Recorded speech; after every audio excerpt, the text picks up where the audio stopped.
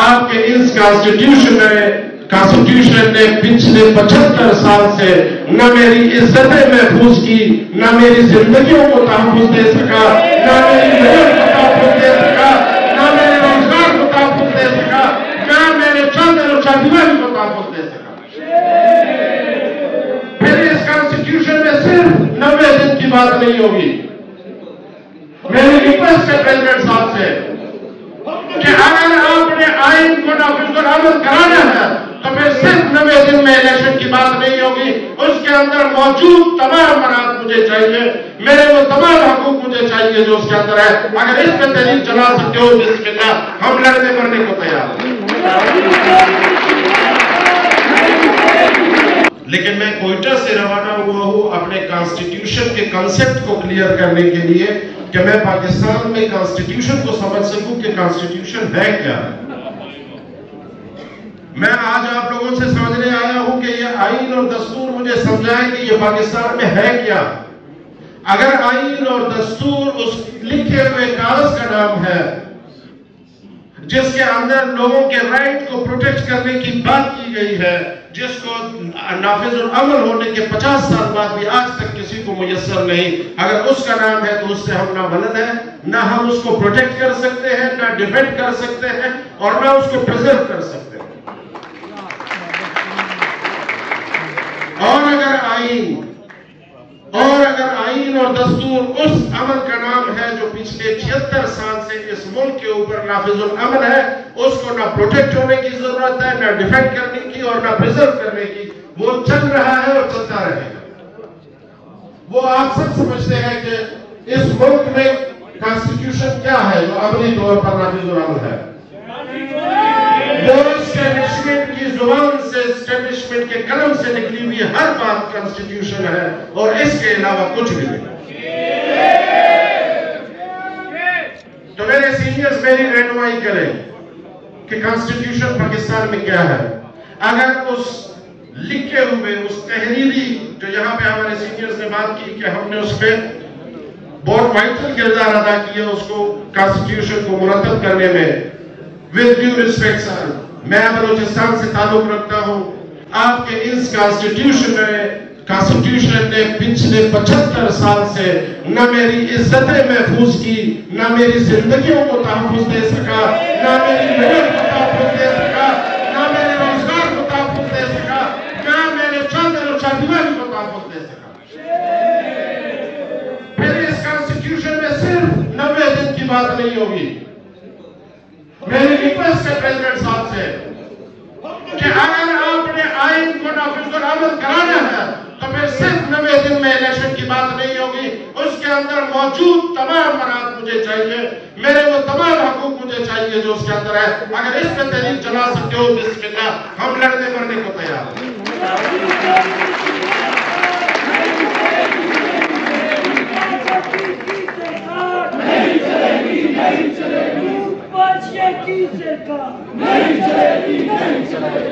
یہاں پہ بات ہوئی اداروں کی، گلے شکوے کیے گئے، ججز سے گلے شکوے کیے گئے، اور with due respect ناراض نہیں ہونا، میں بھی ایک پولیٹیکل پارٹی سے تعلق رکھتا ہوں، اور ایسے نہیں کہ میں پاکستان سطح پہ میں ایک لوکل پولیٹیکل پارٹی سے تعلق رکھتا ہوں، میرے بھی جذبات ہیں، میں بھی چیزوں کو سمجھتا ہوں اور جانتا ہوں۔ میں 30 سال پولیٹیکل ورکر رہا ہوں، لیکن ایک چیز تو واضح ہے کہ جب تک ہمارے یہ پولیٹیکل لیڈرز اور ہمارے ججز وہ جج نہیں بنتے، یہ لیڈر نہیں بنتے، یہ ملک نہیں بنتے گا، یہ سارے کے سارے ملازم بنے ہوئے ہیں۔ اوپر دے دو، آگے آ جاؤ with due respect ہمارے جتنے بھی ججز ہیں، کانسٹیٹیوشن پوسٹوں کو ہولڈ کرنے والے، یہ سارے کے سارے ملازم بنے ہوئے ہیں۔ ان میں کوئی جرت ہی نہیں ہے، ان میں وہ بات ہی نہیں ہے جو ججز میں ہوتی ہے۔ آپ کے سامنے جب کوئی چیز آتی ہے، کوئی پٹیشن آتی ہے، تو اس کے اندر آپ نے صرف ایک چیز کو دیکھنا ہے کہ میں نے اللہ کو جان دینی ہے، اور میں یہاں اس زمین پہ اللہ کا نائب بیٹھا ہوں، کسی کا ملازم نہیں۔ اور انہی ججز سے جس سے یہ ہمارے پولیٹیکل پارٹی سر پیٹتے ہیں، یہی پولیٹیکل پارٹیز ان کو ڈیفینڈ بھی کرتے ہیں اور ان کو لانے میں ان کے اہلکار بھی بنتے ہیں۔ یہ سارے سسٹم کے اندر ہم سب کے سب اس میں گناہگار ہیں اور اس گناہ میں ہم سب شامل ہیں. مسٹر پریزیڈنٹ، میری ریکویسٹ ہے کہ اس کے کینوس کو تھوڑا سا وسیع کر دیں. صرف 90 دن کے اندر انتخابات سے اب اس ملک کا مسئلہ حل نہیں ہوگا. Political independence is a mirage without economical independence. اب آپ لڑیں گے اکانومی کے بیس پہ پہلے لڑیں گے کہ آپ نے جتنے مراد یافتہ طبقوں کو دیے ہیں ان سے مراد واپس لیں. ہمارے جتنے بھی کی پوسٹیں ہولڈ کرنے والے لوگ ہیں جو ریٹائرمنٹ کے بعد پیراسیٹامول کی گولی میں مجھ سے لیتے ہیں، ان کا باہر رہائش پہ پابندی ہو. جو بھی ملک سے باہر جائیں گے ان کے تمام مراد واپس لیے جائیں. ارباب اختیار سے یہ پوچھا جائے کہ میرے مائنز اور منرلز، میرے پہاڑوں کو لوٹا جا رہا ہے، میری زمینوں کو لوٹا جا رہا ہے، میری تمام وسائل کو لوٹا جا رہا ہے، یہ پبلک کیا جائے کہ یہ پیسے کہاں جا رہے ہیں.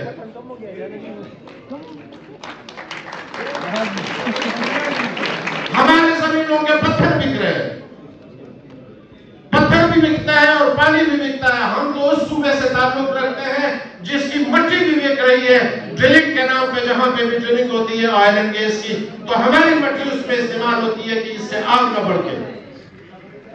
آج تک ہمیں کسی نے حساب نہیں کیا. یہاں سے شروع کریں، یہاں سے معاملات کو ٹھیک کرنا شروع کریں، اس کے بعد اس کی طرف چلے جائیں. کیونکہ پولیٹیکل انڈیپینڈنس آپ کو تب ملے گی جب آپ کی معیشت آزاد ہوگی. with due respect یہاں پہ فیمل بیٹھی ہوئی، میں اس لفظ کو پشتوں میں کہنا چاہوں گا کہ نب میڑے کرنے کی میڑے قرضدار دے.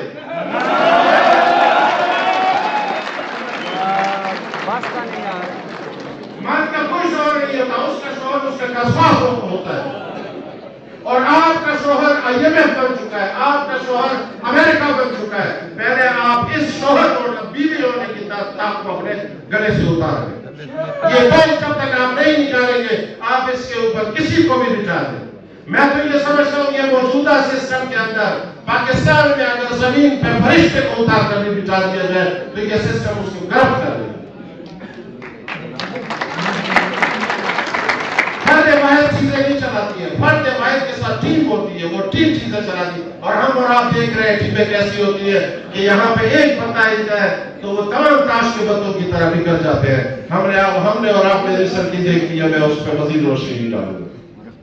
مسٹر پریزیڈنٹ، ایک چیز کی طرف جو انتہائی اہم ہے، کسی بھی سیاسی جماعت سے، کسی بھی ہمارے جو گروپس ہیں وکلا کے، چاہے وہ ایک گروپ ہے چاہے دوسرا گروپ ہے، ہم سب کو ایک دوسرے کی ضرورت ہے. اور ہم کبھی بھی اس ذوق میں نہ رہے کہ ہم نے کانفرنس کامیاب کر لیا تو ہم کامیاب ہو گئے. نہیں، آپ کی شروعات ہے، آپ نے ابھی آگے جا کے کامیاب ہونا ہے. اور اس وقت تک آپ کبھی کامیاب نہیں ہو سکتے. بلکہ یہ غلط فہمی پورے پاکستان میں ہے.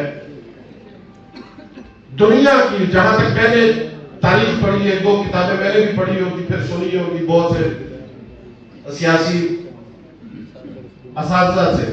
دنیا کی کوئی بھی فوج جس کے پاس بندوق، پستول، گولہ بارود، تمام چیزیں مہیا ہوتی ہے، جہاز، ٹینک وغیرہ سب، وہ فوج بھی اس وقت تک کامیاب نہیں ہوئے جب تک اس کو سپورٹ اپنی قوم سے نہ ملا. اور یہی غلطی ہماری افواج کر رہی ہے کہ سپورٹ کو ہو رہی ہے. وہ جو کہا گیا تھا کہ گما تم کو کہ رستہ کٹ رہا ہے، یقین مجھ کو کہ منزل کھو رہے ہو. اور ہم نے آج تک اس سے کچھ بھی نہیں سیکھا. ہمیں بھی، ہم بھوکلا کو بھی اس سے سیکھنا چاہیے. ہمارے بھائی جو ہے جہاں پہ بھی بیٹھے ہوئے ان سے بات کریں.